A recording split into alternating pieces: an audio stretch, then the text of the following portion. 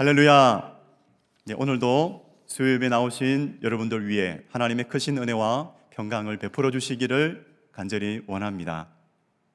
지난 시간에는 다른 복음의 매력이라는 제목으로 말씀을 들었습니다. 오늘은 믿음으로 어렵게 되다라는 제목으로 말씀을 듣는 시간을 가지겠습니다. 믿음으로 어렵게 되다, 다른 말로 하면은 이신칭의입니다. 1장에 이어 2장 전반부에서 바울은 계속해서 자신의 사도됨을 변호하면서 스스로의 증언이 아님을 증명하고 있습니다. 1장을 보면은 사도 바울이 14년 후에 예루살렘을 다시 방문했다라고 말합니다. 예루살렘을 다시 방문한 것은 최초의 방문이 아니었습니다. 최초로 예루살렘을 방문하고 나서 시간이 지난 후 이제 다시 예루살렘을 방문한 것입니다. 예루살렘을 방문하고 나서 그때 무슨 일이 있었을까요? 바울은 베드로와 요한과 야고보를 만났습니다. 우리 오늘 본문 9절을 같이 함께 읽기를 원합니다. 시작. 또 기둥같이 여기는 야고보와 게바와 요한도 내게 주신 은혜를 알므로 나와 바나바에게 친교의 악수를 하였으니 우리는 이방인에게로 그들은 할례자에게로 가게 하려 함이라. 아멘. 기둥같이 여기는 야고보와 게바 그리고 요한을 만나서 자신이 전했던, 사도 바울이 이방인에게 전했던 그 복음을 제시하였습니다.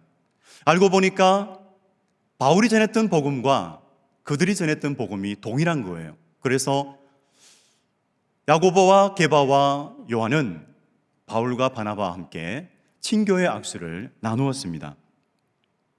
이렇게 바울은 예루살렘 유력한 지도자들로부터 자신이 예수 그리스도로 말미암은 사도가 되었음을 인정받고서 나는 사도이다, 그 사도됨을 강하게 변호했던 것입니다. 바울은 왜 이렇게 자신의 사도됨을 변호하고 있는 것일까요? 과거 제 아내가 임신을 한 적이 있습니다. 둘째 아들을 임신했는데 그 둘째 아들의 태명은 복댕이였습니다. 아주 이 복댕이를 임신하고 있는데 배가 아주 남산만하게 그렇게 불렀습니다. 참 이 복댕이를 안고 있는 이 모태, 키우고 있었던 그 모태는 정말 놀랍습니다. 모든 어머니의 그 모태는 정말 놀랍습니다. 왜냐하면 산모의 그 뱃속에 있는 태아가 어떻게 생명을 유지합니까? 탯줄을 통해서 생명을 유지합니다. 탯줄을 통해서 모든 산소를 공급받고 있고요. 탯줄을 통해서 그리고 모든 영양분을 공급받으면서 무럭무럭 자라가게 되지요. 그래서 만일 태아가 그 탯줄이 끊어져서 그 산소를 공급받지 못하고 그 영양분을 공급받지 못한다면 죽을 수밖에 없습니다. 그런데 보십시오. 예수님을 믿는 성도가의 그 관계가 바로 산모와 그 태아의 관계와 흡사하다는 것을 알게 됩니다.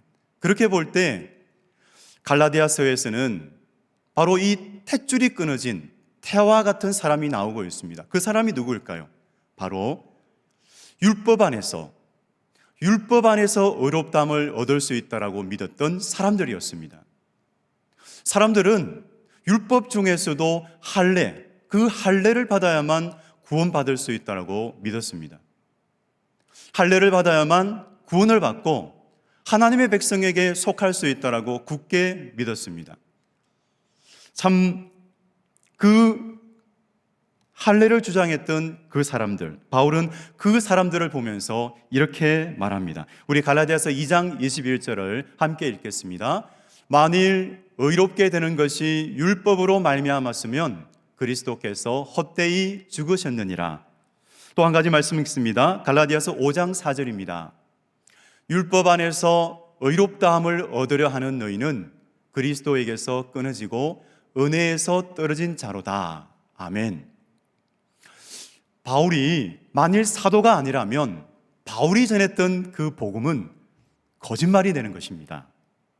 이신칭의의 복음이 무너지면 그리스도의 사역도 헛된 것이 되는 것입니다. 그래서 바울은 이 복음의 핵심인 이신칭의를 사수하기 위하여 그는 자신의 사도됨을 강력하게 필사적으로 주장했던 것입니다.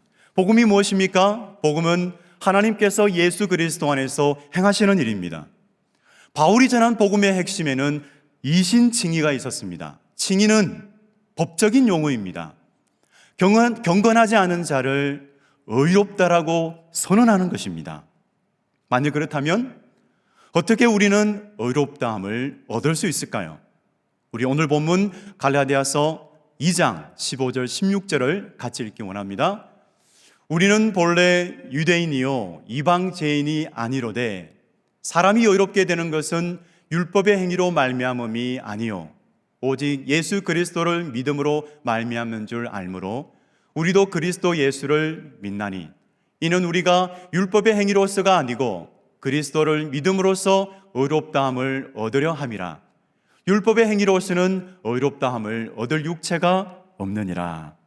하나님은 오늘 본문 16절을 통해서 사람이 의롭게 되는 것은 율법의 행위로서가 아니요 오직 예수 그리스도를 믿음으로써 말미암는다라고 말씀하고 계십니다. 본문에서 우리는 누구일까요? 우리는 베드로와 바울입니다. 그들에게 공통점이 있습니다. 모두 유대인이라는 것이지요. 그러면 그들의 차이는 무엇일까요? 차이가 있다면 베드로는 유대인을 위한 사도였습니다. 그리고 바울은 이방인을 위한 사도였습니다. 그런데 그 두 사도가 완전히 일치하는 것이 있었어요. 똑같이 확신하는 바가 있었는데 바로 사람이 의롭게 되는 것은 믿음으로써 의롭게 된다. 이 점에 대해서는 두 사람이 완전히 일치하고 있었습니다. 모든 육체입니다. 모든 육체가 믿음으로써 의롭게 되는 것입니다. 모든 육체, 유대인이든 이방인이든 모든 육체가 믿음으로써 의롭게 되는 것입니다. 유대인의 입장에서 보면은 이 세상 사람 모두는 이방인입니다. 그래서 갈라디아 성도도 저와 여러분도 이방인에 속하게 되죠. 그런데 하나님께서는 유대인도 이방인도 믿음으로써 의롭게 된다라고 말씀하고 계십니다. 사랑하는 여러분, 그렇다면 예수님을 믿는다는 것은 무엇일까요?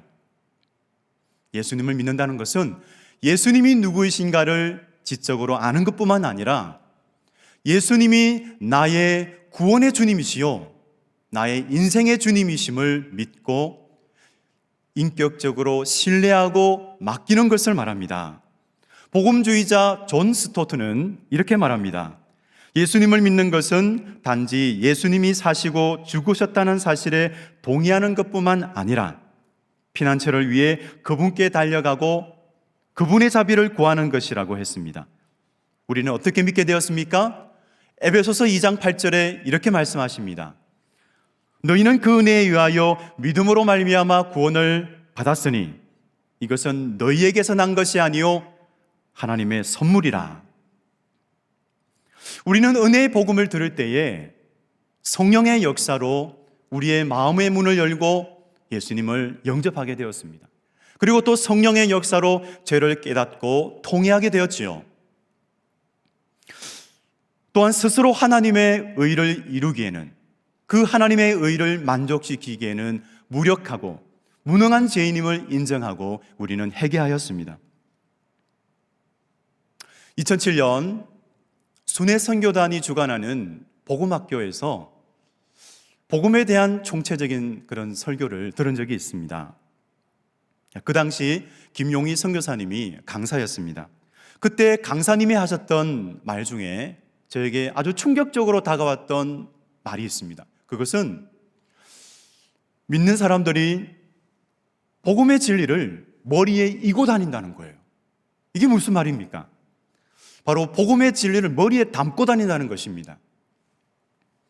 단순히 그냥 복음을 머리에 담고 다닌다는 것이죠. 한마디로 지적 동의 수준에 머물러 있다는 것입니다. 지적 동의 수준에 머물러 있는 믿음은 어떤 믿음일까요? 온전한 믿음이 아닙니다. 로이드 존스 목사님도 동일한 그런 말씀을 하셨는데요. 복음의 진리를 듣고 나서 지적인 요소와 그리고 감정적인 요소 그리고 의지적인 요소가 함께 역사할 때, 인격적으로 믿게 될 때 그 믿음이 바로 온전한 믿음이라고 말씀하셨습니다. 그래서 우리가 날마다 회개할 것이 있습니다. 그것은 듣고 아는 데만 머물 때에 우리는 회개해야 합니다.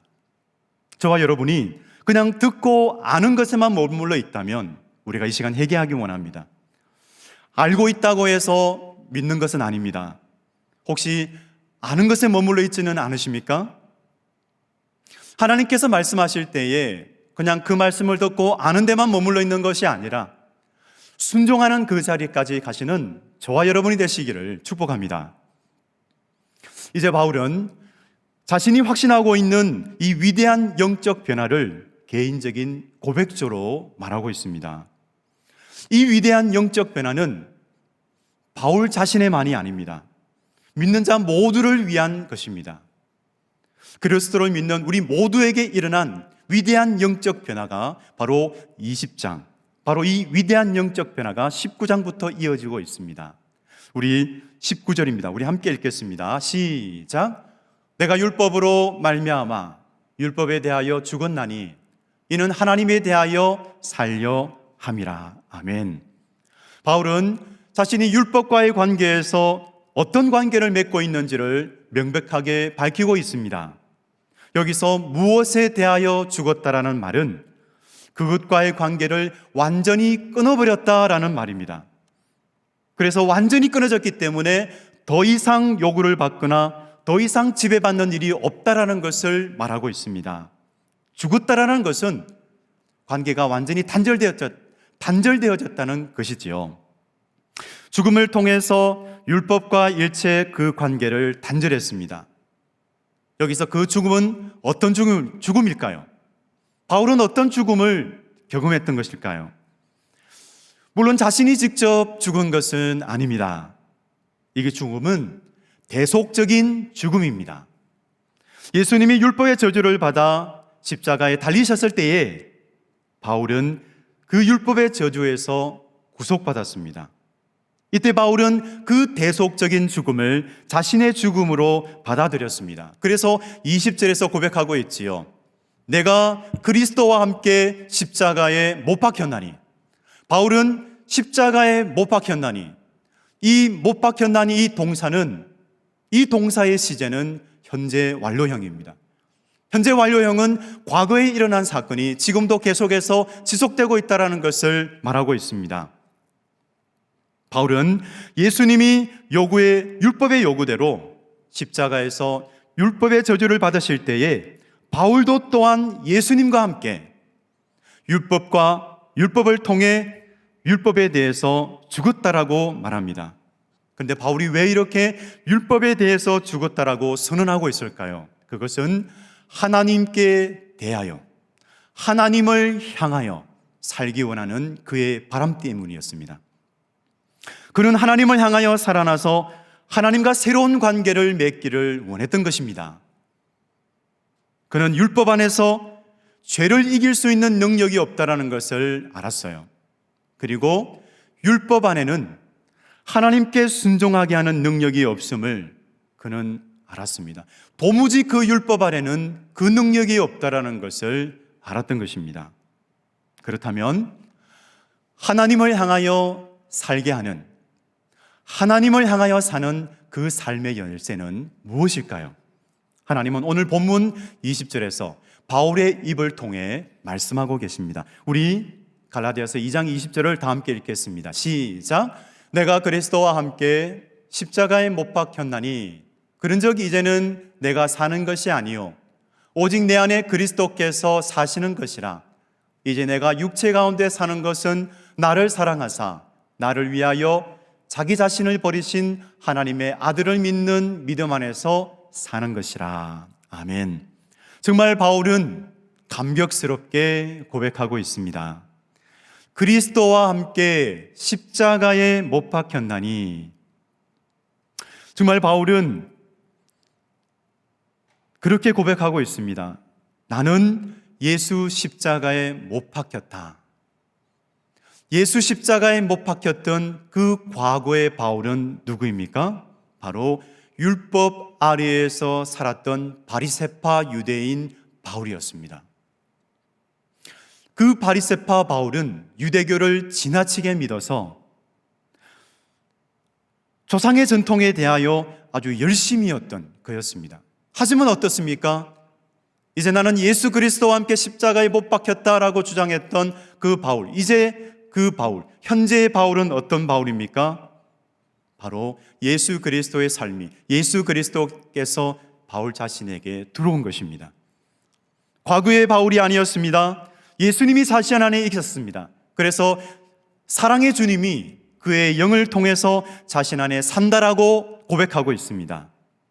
바울은 지금 그리스도를 믿는 믿음 안에서 하나님을 향한 새로운 삶이 시작되었노라고 아주 감격스럽게 외치고 있습니다. 그렇습니다, 여러분. 하나님을 향한 삶을 시작하게 하는 것은 바로 믿음입니다.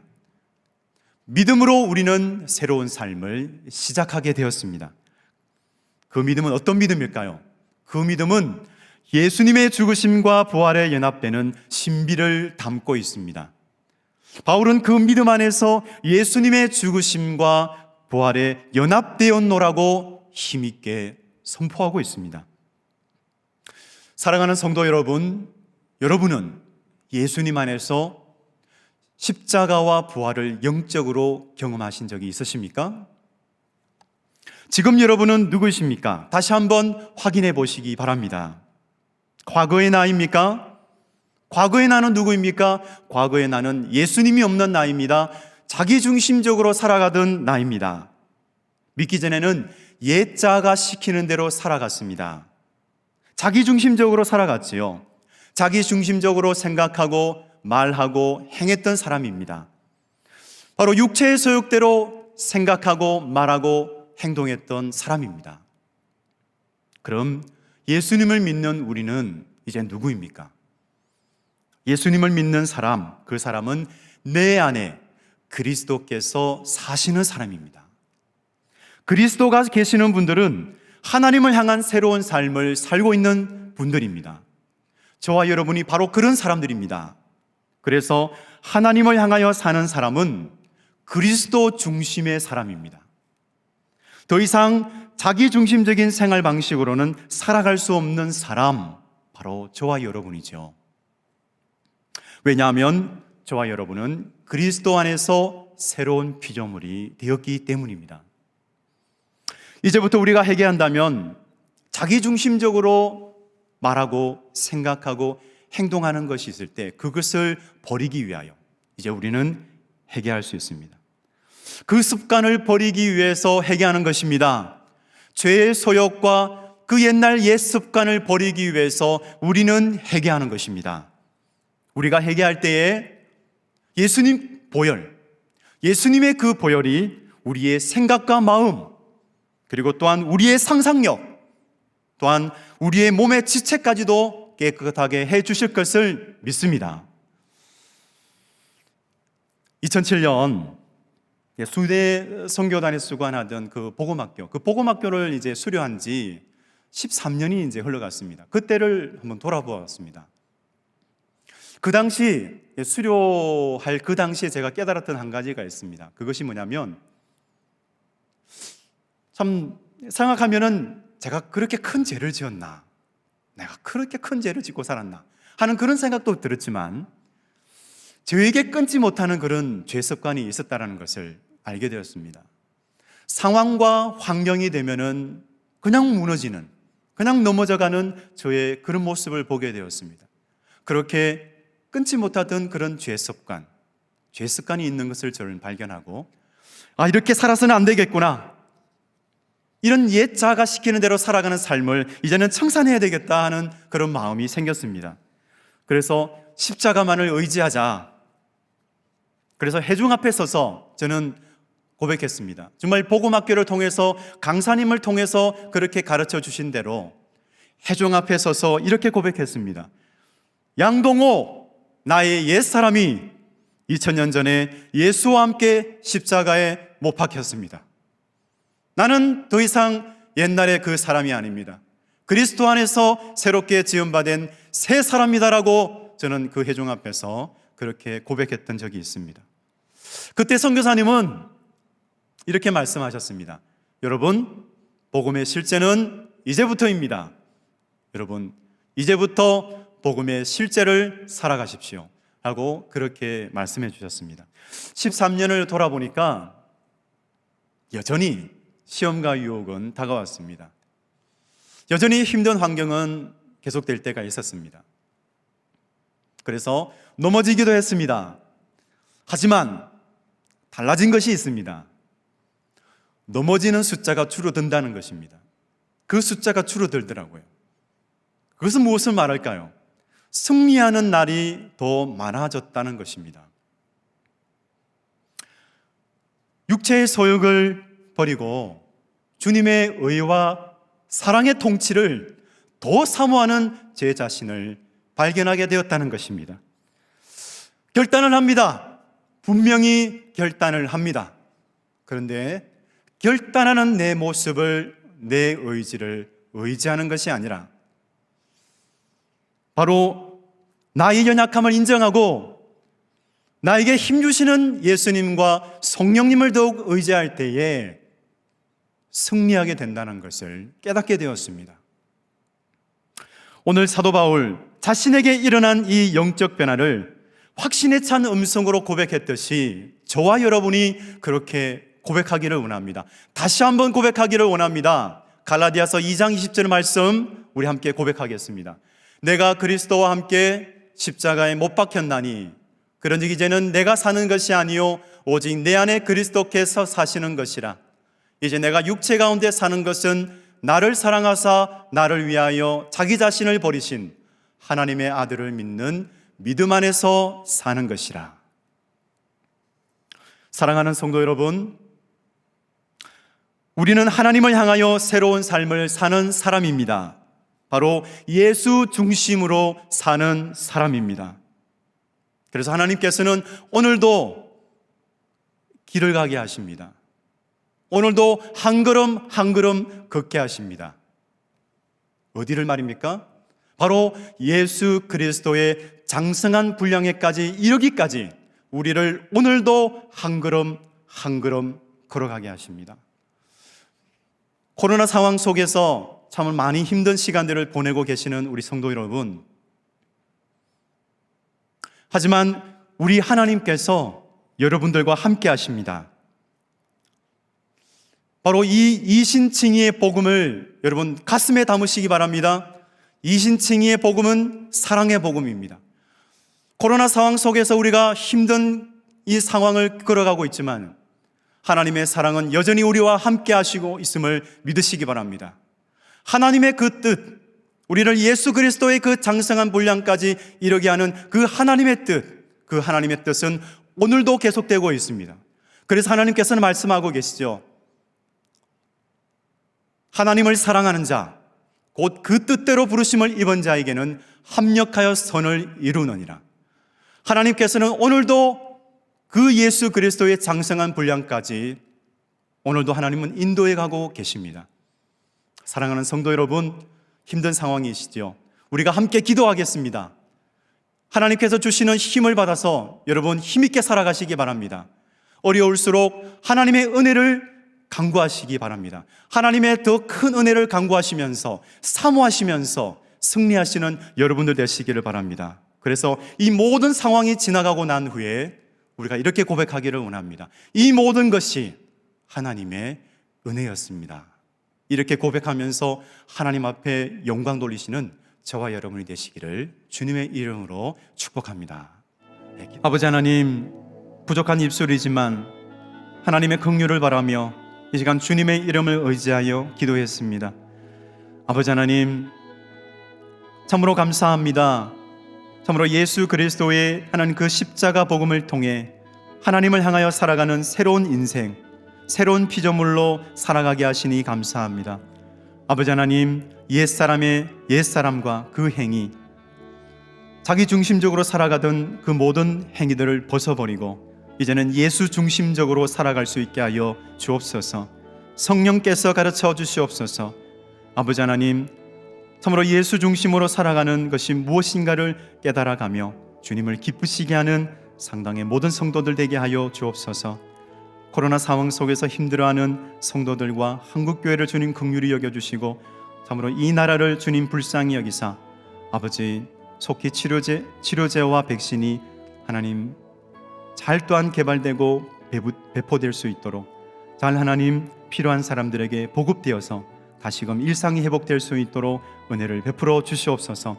한국교회가 나아갈 방향, 참으로 코로나 이후에 한국교회가 어떻게 나아가야 되는지 그 길도 주님께서 인도해 주시고 지혜를 더하여 주시기를 간절히 원합니다. 감사드리며 예수님의 이름으로 기도드립니다. 아멘.